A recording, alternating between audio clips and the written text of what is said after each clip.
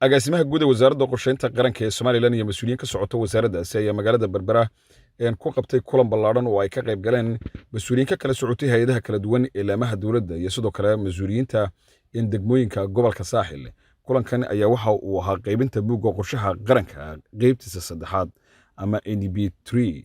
waxaana ka qayb galay munaasabadaasi mas'uuliyiin kala duwan oo iyaguna ka socday gobolka iyo degmada Berbera. ugu horreyn waxaa halkaasi ka hadlay isuduwaha wasaaradda qorsheynta qaranka ee gobolka Saaxil Cabdikariim Cusmaan Jaamac iyo sidoo kale Cabdilaahi isaguna agaasimaha waaxda qorsheynta ee wasaaraddaasi waxaana ka warrameen kulankan ay mas'uuliyiintu ka soo qayb galeen. kaan iskugu nimi kulankeena qiimaha badan leh waxa uu daaran yahay inaynu gobolka Saaxil ka daahfurno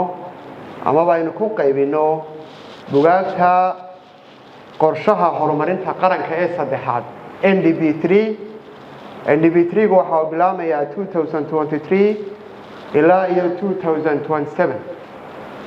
qorshaha horumarinta qaranka ee saddexaad NDP3 waa qorshe ay dejisay xukuumadda Soomaaliland qorshaha oo ay garwadeen iyo hormuud agaasimiye qabanqaabiye iyo fulineed ay ka ahayd wasaaradda qorsheynta iyo horumarinta qaranka. runtii markii hore aynu qorshaha ururinaynayna waanu idiin nimid oo xog baanu idinka qaadnay xogtii la idinku soo celiyayna waad mudantii waana xogtii aanu soo koobnay oo qarankii oo dhan aanu isku keennayna maanta hortiina inaanu keenno aan idinku soo celino waliba aanu idinku keenno isagoo aanu soo daabacnay sidoo kale aanu idinku siino soft isagoo oo maanta waxyaabaha loogu isticmaalka badan yahay available-ka ahi waa in la isticmaalo waxyaabaha softiga oo aynu aad maanta access ugu leenahay ama uu noo fudud yahay isticmaalkiisu. runtii qorshaha horumarinta ee saddexaad waa baahi ka timid xaggiina oo marka hore inuu idin nimidna xogta iyo information-kan buugga ku qoran idinka ay idinka yimaadeen tii la idinku soo celiyana maanta waad mudan tihiin waana taanu idinku keenayna inuu idinku soo celino oo aanu buuggii soo daabacno oo idin keenno. runtii qorshaha horumarinta qaranka ee saddexaad waa qorshe ka turjumaya sidaan sheegay baahiyaheena waliba priority-ga mudnaanaha. qaar ka mid ah isuduwayaasha hay'adaha laamaha dawladda iyo sidoo kale hay'adaha madaxa bannaan oo ka soo qayb galay kulankaasi oo iyaguna dhankooda ka hadlay ayaa soo dhaweeyay qorshaha qaranka ee Soomaaliland qaybtiisa saddexaad iyo buuggan maanta loo qaybinayo mas'uuliyiinta kala duwan ee hay'adaha laamaha dawladda ee uu ku qoran yahay qorshaha qaranka Soomaaliland. waxyaabaha laga bartay labadii qorshe hore qorshahan maanta oo ah qorshaha horumarinta qaranka waa qorshe laga qayb geliyay dhammaan daneeyayaasha kala duwan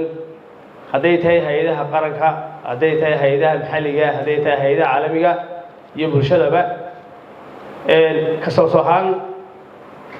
sectorka la yiraahdo social protection waa sectorka aan anigu aan contribute gareynay magacaygana ku xusan yahay taa macnaheedu waxa weeye waxaan mas'uul ka nahay in wax kasta oo social protection laga hadlayo inaan ku hay'adahaan aanu wax ka qabano. waxay ka soo bilaamatay tuulo degmo ilaa gobol ayay ka soo bilaamatay mashruuca markii la hindisayay xaggii roolkayga uu ka yahay aad baan soo dhaweeyaa insha allahu tacaala si wanaagsan oo ku dhaqmi doonaa guideline-ka loo sameeyeyna ama ganacsato ha noqoto ama arrimaha bulshada oo dhan oo kooda matalaya sidiisa ayaan u qaadan doonaa. gudoomiye ku-xigeenka golaha deegaanka degmada Berbera Nuur Cabdi Jaamac iyo sidoo kale ku-xigeenka gudoomiyaha gobolka Saaxil Maxamuud Hindi Aadan oo iyaguna halkaasi ka hadlay ayaa si qoto dheer uga hadlay horumarinta qaranka Soomaaliland iyo qorshayaasha muhiimka ah ee loo baahan yahay in maamul ahaan laga yeesho waxaana ay soo jeediyeen in lagu daro mas'uuliyiinta gobolada iyo degmooyinka dalku inay qayb ka noqdaan qorshayaasha noocan oo kala ah si looga ururiyo baahiyaha kala duwan ee jira. waqtiga 5 sano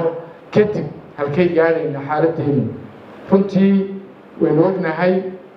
waddankeenu uu koraya wax walbana waxa horumar oo nabadgelyada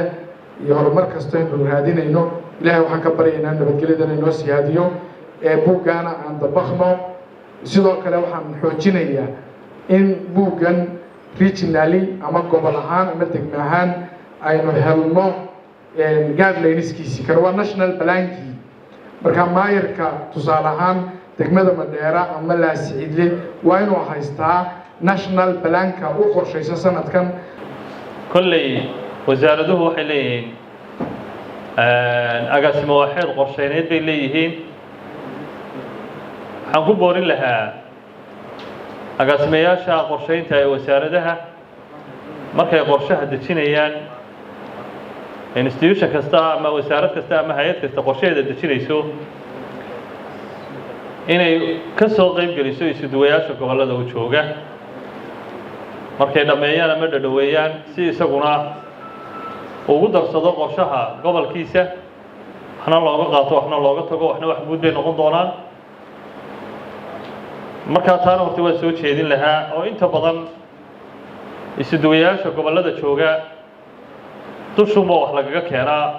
agaasimaha guud ee wasaaradda qorsheynta qaranka ee Somaliland Mustafa Umar Faarax oo isaguna halkaasi ka hadlay ayaa ka warramay kulankan iyo ahmiyadda uu leeyahay maanta waxaan u soconnay waxay ahayd inaan idin soo bandhigno idina tusno National Development Branch ama qorshihii horumarinta qaranka ee saddexaad wax badan baa halkan presentation ku daawateen wasaaradda madaxdeedii ka socotayna idin sheegtay muhiimad buu dhammaantiin u leeyahay qaranka oo dhan waa siyaasad qaran bay ahayd wax qaranka ka yimi weeye inaynu fulino sidii ayaan la u sheegayna ownershipka innagaa leh waayo kan wuxuu kaga duwan yahay concentration baa dadka la sameeyay marka baahi timaado ama baahi laga turjumayo wax kasta qorshe ka bilaabmaan qorshada marka ka bilaabmaan waa inay dadka ka timaadaa dadku waa inay contribution-kooda ku darsadaan waa in dadka la weydiiyo wax u qorsheynaysaa ama aad u soo nidaam soo samaynaysaa waxa ay u baahan yihiin inaad ogaato taasay runtii ka timi jawaabtii bay ahayd marka in buuggan laga sameeyo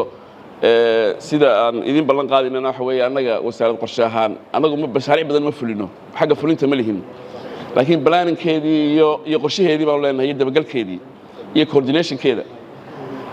ummad badan wax fulinayso dawladda ka mid ah oo wasaaradaha si kale oo ula shaqeynaa wasaarado badan ee productive-ka ah oo agaasimayaasha guud aniga jeergareeya National Steering Group-kana wasiirka qorsheynta jeergareeya hay'ado badan oo iyagu waxay naga caawiyaan oo inoo yimaadaan waxa aanu bilownay waxa weeye inaanu hadii jeer qolab ku imanayso kulansa abdaal baan ciyaal ka dhisaynaa qolal labaad baa kulansa abdaal baan anaguna ciyaal ka dhisaynaa qolal saddexaad baa kulansa anaguna abdaal baan ciyaal ka dhisaynaa marka inaanu yiraahno way inaan doo falaabin isku sameey wixii maxaa dacarbar uga dhisi weydeen waxaan National Development Plan-ka ma ku jiraa oo waxa dalka qorshaha u dhisanay baahida deegaanka ay qabo ma ka mid yahay marka waan sameeynaa sidii u kala waajiyeen gudoomiyaha waxbarashada gobolka waxa halkaasi lagu gudoonsiyay mas'uuliyiinta ka kala socotay degmooyinka gobolka Saaxil buugga qorshaha horumarinta qaranka Somaliland ee qaybta saddexaad oo halkaasi sidoo kalena waxa ka gudoomiyay mas'uuliyiin ka socotay iyaguna hay'adaha lamaha dawladda iyo kuwa madax bannaan Mukhtaar Cabdiraxmaan Maxamuud telefishinka qaranka Somaliland Berbera